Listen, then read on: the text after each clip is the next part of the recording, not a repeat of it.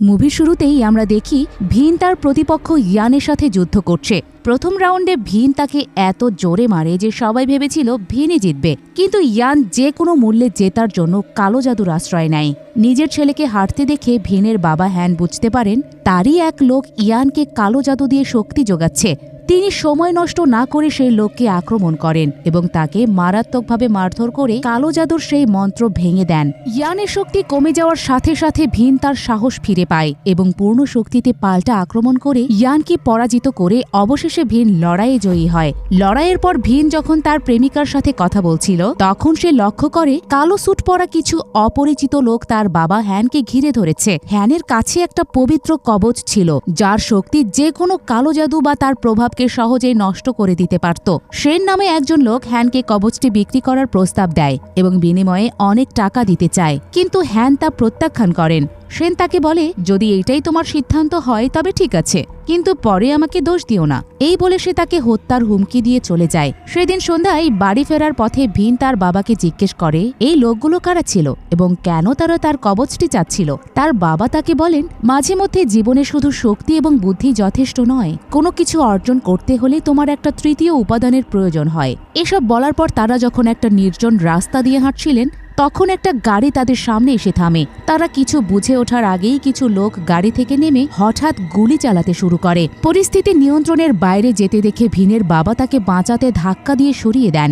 ভিন দৌড়ে গিয়ে পাশের একটা গর্তে লুকিয়ে নিজেকে গুলির হাত থেকে রক্ষা করে।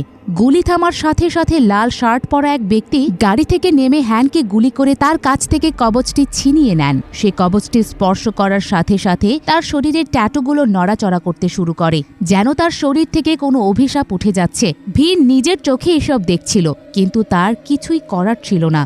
পরদিন যখন ভিনের জ্ঞান ফেরে সে নিজেকে হসপিটালে দেখতে পায়। ভিনের বন্ধুরা তাকে জানায় তার বাবা কয়েকদিন আগেই তার নামে ইন্স্যুরেন্স করে রেখেছিলেন। মনে হচ্ছিল তিনি আগে থেকেই জানতেন কি হতে চলেছে। বাবার মৃত্যুতে ভিন সম্পূর্ণ ভেঙে পড়ে।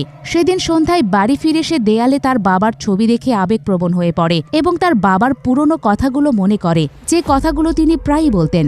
একদিন মন্দিরের সামনে বসে প্রার্থনা করার সময় সে কালো জাদুর মন্ত্র এবং তন্ত্রের একটা বই খুঁজে পায়। সে বুঝতে পারে তার বাবার মৃত্যু একটি পরিকল্পিত ষড়যন্ত্র ছিল, যেখানে কালো জাদু ব্যবহার করা হয়েছিল। এখন তার মনে কেবল একটাই প্রশ্ন বারবার ঘুরছিল, তারা কেন কবচটির পেছনে ছিল এবং তাদের উদ্দেশ্যই বা কি ছিল। সে বইতে লেখা মন্ত্রগুলো তার শরীরে ট্যাটু করে নেয় এবং একজন নেক্রোমান্সারের কালো জাদুকর খুঁজে পায় যে কালো জাদুতে বিশেষজ্ঞ ছিল। তার কাছ থেকে সে কালো জাদু পুরোপুরি বুঝতে এবং ব্যবহার করার জন্য প্রয়োজনীয় সমস্ত আচার ও পদ্ধতি শিখে নেয়। একই সাথে সে নিজেকে শারীরিকভাবে এবং মানসিকভাবে শক্তিশালী করার জন্য কঠোর পরিশ্রম শুরু করে। সময়ের সাথে সাথে সে কালো জাদুতে এতটাই দক্ষ হয়ে ওঠে যে বাবার মৃত্যুর প্রতিশোধ নিতে সে অনেক ভয়ঙ্কর এবং রহস্যময় শক্তির নিয়ন্ত্রণ করতে শুরু করে। কয়েক মাস পরে ভিন ল অব দ্য ইউনিভার্স নামক একটা রহস্য কাল্ট বা সংগঠনের কথা জানতে পারে। এই সংগঠনটি সাধারণ মানুষকে সম্পদ, সাফল্য, সুখ এবং শান্তির প্রতিশ্রুতি দিয়ে কালো জাদুর জালে প্রলুব্ধ করত।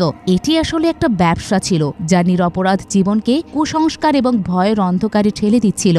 সে জেনে অবাক হয় যে তার প্রেমিকা র্যাচেলও এই বিপজ্জনক সংগঠনের অংশ হয়ে গিয়েছে। একসময় সে একজন সংগ্রামী মডেল ছিল যাকে অনেক স্ট্রাগল করতে হচ্ছিল, কিন্তু এখন সে খুব জনপ্রিয়। একটা সংবাদ সম্মেলনে র্যাচেল জানায় কয়েক মাস আগে তার প্রেমিক তাকে ছেড়ে চলে গেলে সে গভীর বিষণ্ণতায় ভুগছিল, কিন্তু এই সংগঠনে যোগ দেওয়ার পর তার জীবন পুরোপুরি বদলে গিয়েছে। সে শুধু অনেক টাকায় উপার্জন করেনি, বরং সে আগের চেয়েও অনেক বেশি শক্তিশালী এবং সুখী বোধ করছে। র্যাচেলের এই বক্তব্য সোশ্যাল মিডিয়ায় পোস্ট দেখে লক্ষ লক্ষ মানুষ ল অব দ্য ইউনিভার্স সম্পর্কে জানতে অনুপ্রাণিত হয়। মিস লিনা, যিনি এই সংগঠনটি প্রতিষ্ঠা করেছিলেন, তিনি ইরা নামে একজনকে এই সংগঠনের অংশ হতে অনুপ্রাণিত করছিলেন। যখন লিনা জানতে পারেন যে তার সঙ্গী তার সাথে বিশ্বাসঘাতকতা করেছে, তখন তিনি তার ম্যানেজার রেনকে ইরার কাছে পাঠান আর তাকে বোঝাতে বলেন এই সংগঠন সম্পর্কে। রেন ইরাকে বলে, আমি চাই তুমি আমাদের ছেড়ে যাওয়ার আগে আর একবার ভেবে দেখো। ইরা উত্তর দেয়, আমি নিজের কোর্স চালু করতে যাচ্ছি এবং এর থেকে অনেক টাকা আয় করব, যা কারো সাথে ভাগ করব না। আর যদি তুমি বা তোমার সিন্ডিকেট আমার পথে বাঁধা হয়ে দাঁড়াও, তবে আমি সবার সামনে তোমাদের মুখোশ খুলে দেব। ইরার এই হুমকিতে রেন আতঙ্কিত হয়ে পড়ে, তাই চলে যাওয়ার আগে সে গোপনে তার উপর একটা কালো জাদুর প্রয়োগ করে। রেন চলে যাওয়ার পর ইরা যখন প্রাতরাশ করছিল তখন হঠাৎ তার দম বন্ধ হতে শুরু করে। সে অনেক আতঙ্কিত হয়ে যায় আর উঠে দাঁড়ানোর চেষ্টা করে, কিন্তু ঠিক তখনই তার মুখ দিয়ে একটা বিশাল কেন্ন বেরিয়ে আসে। সে যন্ত্রণায় ছটফট করতে করতে মাটিতে লুটিয়ে পড়ে এবং এক যন্ত্রণাদায়ক মৃত্যুবরণ করে। এদিকে আমরা ভিনকে দেখি যে শেনকে খুঁজে বের করেছে। এ সেই লোক যে শুরুতে তার বাবার কাছ থেকে কবচটি নিতে এসেছিল। ভিন যখন তাকে অনুসরণ করে তার বাড়িতে যায়, শেন তাকে সামনে দেখে আতঙ্কিত হয়ে পড়ে এবং পিস্তল বের করে তাকে পিছিয়ে যেতে বলে। ভিন তাকে উপেক্ষা করে সামনে এগিয়ে যায় এবং তার বন্দুক কেড়ে নেয় আর তাকে মারাত্মকভাবে মারধর করে। সে জানতে চায় কেন সে কবচটি চেয়েছিল এবং কেন তার বাবাকে মেরেছে। সেন তাকে বলে, আমি তোমার বাবাকে মারিনি, আমি শুধু একজন মধ্যস্থভোগী। আমি কালো জাদু সংক্রান্ত জিনিস সংগ্রহ করি এবং এটি কোম্পানির কাছে হস্তান্তর করি। তারা এই জিনিসগুলো ধনী ব্যক্তিদের কাছে বিক্রি করে কমিশন পায়। এর বাইরে আমি আর কিছুই জানি না। সে ভিনকে একটা ট্যাবলেট দেয় যেখানে কোম্পানির মালিকের নাম এবং এ পর্যন্ত সংগ্রহ করা সমস্ত জিনিসের তালিকা ছিল। ভিন যখন তালিকাটি পরীক্ষা করছিল, সেন বিশ্বাসঘাতকতা করে তাকে গুলি করে, কিন্তু গুলির কোনো প্রভাব ভিনের উপরে পড়ে না। সেন আর কিছু করার আগেই ভিন তার কাছ থেকে বন্দুক কেড়ে নেয় এবং তার বাবার খুনির কথা জিজ্ঞেস করে। সেন কিছু ব্যাখ্যা করার আগেই এক নেক্রোম্যান্সার যে ভিনকে নজরদারি করছিল, সে সেনের উপর জাদু প্রয়োগ করে তাকে তাৎক্ষণিকভাবে মেরে ফেলে। পরদিন ভিন যখন র্যাচেলের বাড়িতে তার সাথে দেখা করতে যায়, র্যাচেল তাকে দেখে কিছুটা অবাক হয়। সে জিজ্ঞেস করে, এত মাস তুমি কোথায় ছিলে? কিন্তু ভিন তার প্রশ্নের কোনো উত্তর দেয় না। সে র্যাচেলকে বলে, সে যে প্রতিষ্ঠানে কাজ করে তারা সন্দেহজনক কাজে লিপ্ত, তাদের থেকে দূরে থাকো, আমি তোমাকে নিয়ে চিন্তিত। এইটা বলে ভিন চলে যায়। অফিসার লিন এবং চ্যান যারা শেনের হত্যার তদন্ত করছিলেন, তারা ময়নাতদন্তের রিপোর্ট থেকে জানতে পারেন যে শেনকে দেওয়া বিষ তার পাকস্থলী এবং অন্ত্রের মারাত্মক ক্ষতি করেছে। তবে সেই বিষের সঠিক পরিচয় অজানাই থেকে যায়।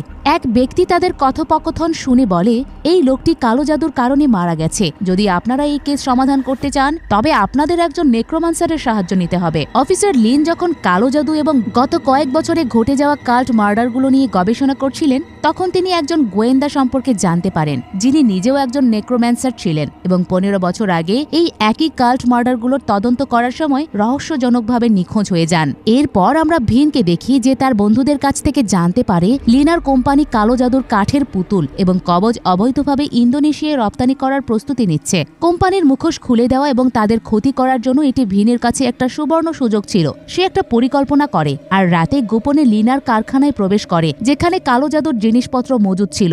ম্যানেজার রেন যখন গুদাম বন্ধ করার প্রস্তুতি নিচ্ছিল, ভিন গোপনে পুরো চালানে আগুন ধরিয়ে দেয়। রেন তাকে দেখে ফেলে এবং থামাতে আসে, যার ফলে দুজনের মধ্যে লড়াই শুরু হয়।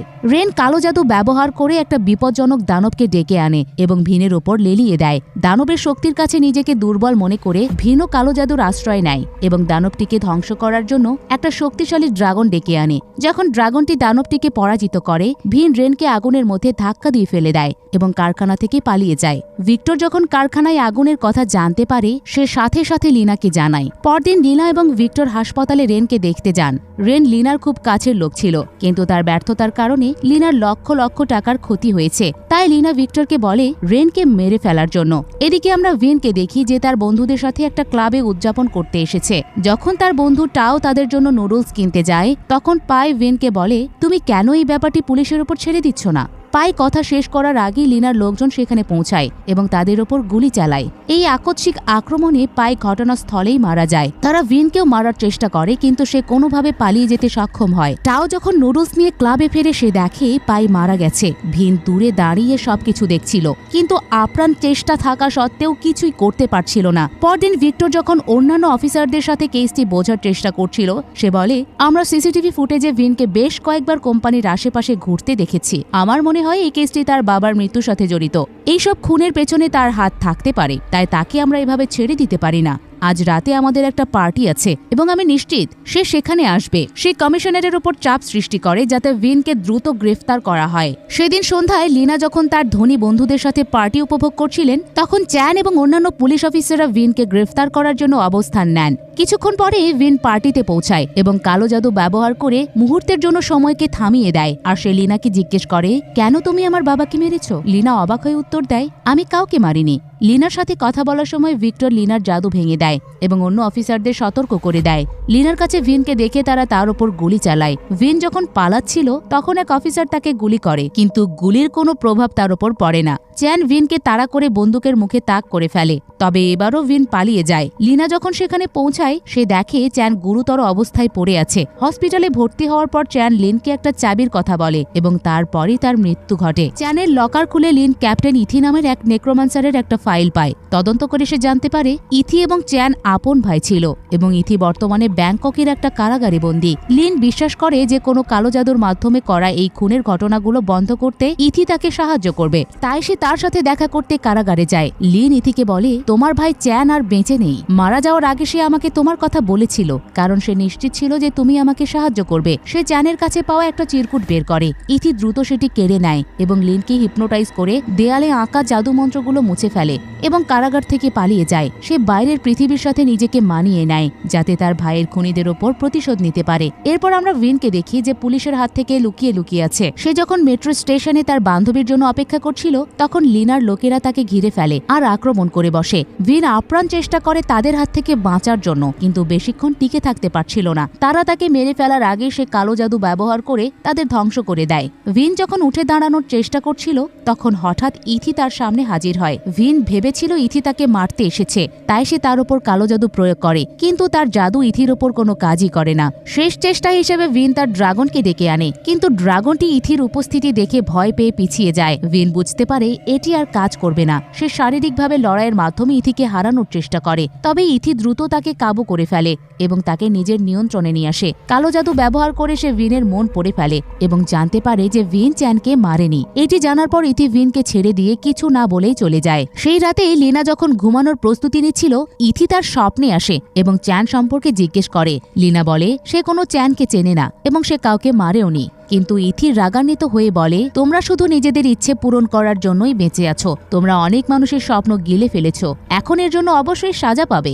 এই বলে সে লিনাকে রক্তের সাগরে ডুবিয়ে দেয়। কিন্তু পরের মুহূর্তেই যখন লিনা চোখ খোলে সে দেখে ওইটা কেবল একটা স্বপ্ন ছিল। সেই রাতে ভিন যখন আবারও র্যাচেলের সাথে দেখা করতে যায় সে তার ঘরে ভিক্টরকে দেখে আর বুঝতে পারে র্যাচেলের সাথে ভিক্টরের সম্পর্ক রয়েছে। সে পালানোর জন্য গেটের পেছনে লুকায়, কিন্তু বডিগার্ডরা তাকে দেখে ফেলে। তাদের হাত থেকে বাঁচতে ভিন উপরের তলায় যায় এবং একটা ঘরে লুকিয়ে পড়ে, কিন্তু ভিক্টর হঠাৎ তাকে আক্রমণ করে আর ধরে ফেলে। সে ভিনকে জিজ্ঞেস করে, তুমি কি জানতে পেরেছো তোমার বাবাকে কে মেরেছে? ভিক্টরের কথা শুনে ভিন রেগে যায় আর তাকে ধাক্কা দিয়ে সরিয়ে দেয়। ভিক্টর রাগে তার পরচুলা খুলে ফেলে এবং ভিনকে বলে, দেখো তো এখন মনে পড়ছে কিনা, ওই রাতে আমিই তোমার বাবাকে মেরেছিলাম। ভিক্টরের কথায় ভিন আরো ক্ষিপ্ত হয়ে যায়। সে তার সাথে লড়াই করে এবং বারবার আক্রমণ করে, কিন্তু ভিনের কোনো আঘাতই তার উপর প্রভাব ফেলে না। লড়াইয়ের সময় ভিক্টর ভিনকে নির্মমভাবে মারধর করে এবং তার একটা হাতও ভেঙে দেয়। তবে ভিন কালো জাদু ব্যবহার করে নিজেকে সুস্থ করে তোলে। ভিন আবারও তাকে মারার চেষ্টা করে, কিন্তু এবার ভিক্টর তার পা ভেঙে ফেলে।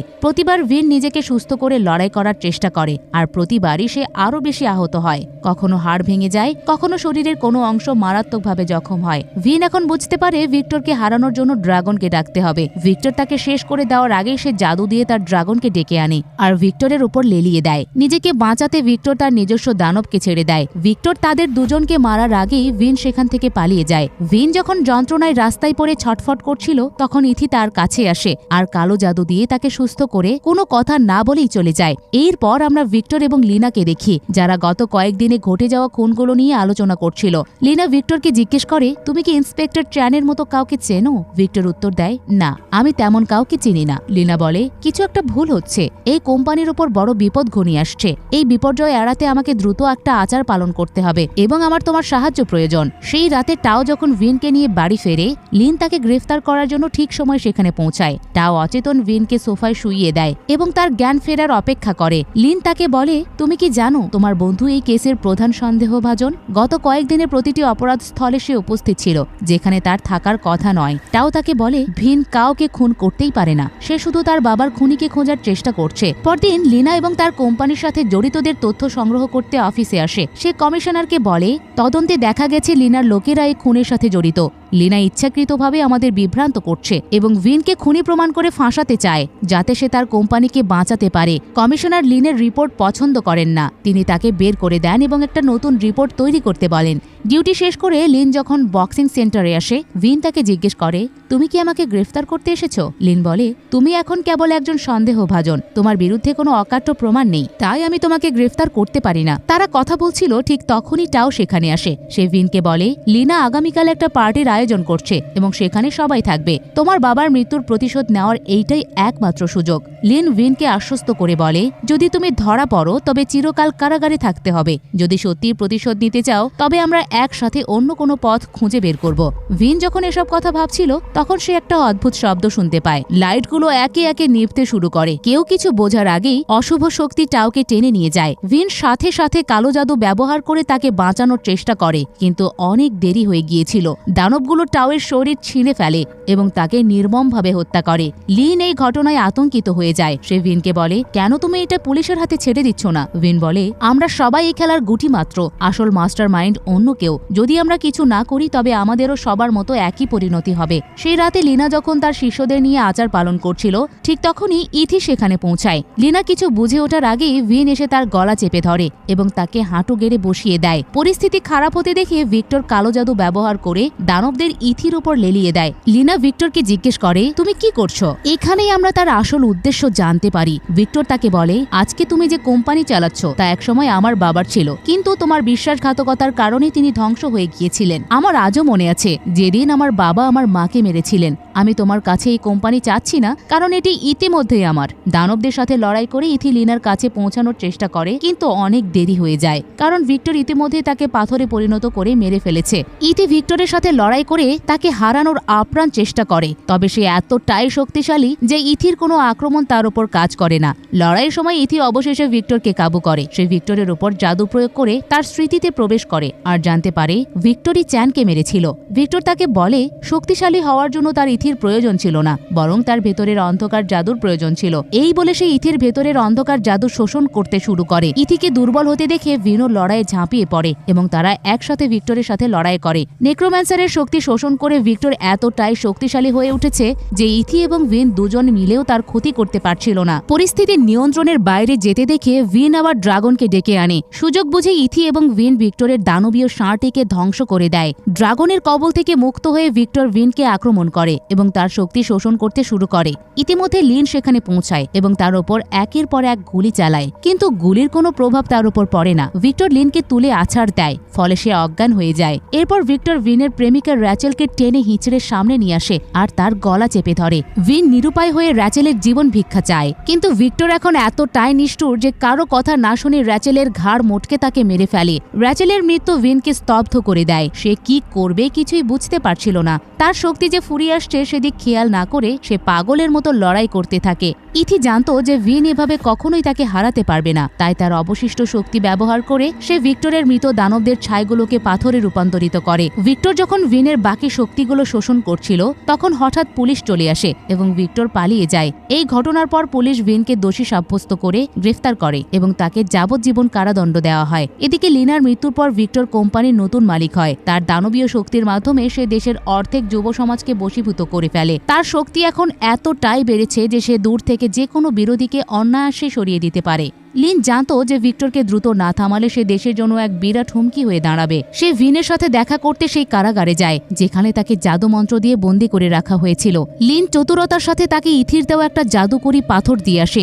লিন চলে যাওয়ার পর ভিন পাথরের শক্তি শোষণ করে তার হারানো ক্ষমতা ফিরে পায় এবং আবারও অমর হয়ে ওঠে। কারাগার থেকে পালিয়ে ভিন সরাসরি ভিক্টরের গুদামে যায়, যেখানে বিদেশে পাঠানোর জন্য কালো জাদুর মালামাল তৈরি করা হচ্ছিল। সেখানকার বডিগার্ডরা তাকে থামানোর চেষ্টা করে, কিন্তু ভিন একে একে সবাইকে মেরে ফেলে। ভিক্টর তাকে বলে, তোমাকে আগের চেয়ে অনেক বেশি শক্তিশালী মনে হচ্ছে, তুমি চাইলে আমার দলে যোগ দিতে পারো। ভিন বলে, সবাই তোমার মতো পশুতুল্য নয়। ভিক্টর হেসে বলে, তার জন্য একটা সারপ্রাইজ আছে। সে ভিনকে বেশ কয়েকজন নেক্রোম্যান্সারের চামড়া এবং তার প্রেমিকার কাটা মাথাও দেখায়, যা সে শোপিস হিসেবে সাজিয়ে রেখেছিল। এসব দেখে ভিনের রাগ নিয়ন্ত্রণের বাইরে চলে যায় এবং সে তাকে আক্রমণ করে। তখন ভিক্টর তার উপর কুকুরের রক্ত ঢেলে দেয়, যার ফলে ভিনের শক্তি চলে যায়। দুজনের মধ্যে এক প্রচন্ড লড়াই শুরু হয়, যেখানে তারা একে অপরকে হারানোর চেষ্টা করে।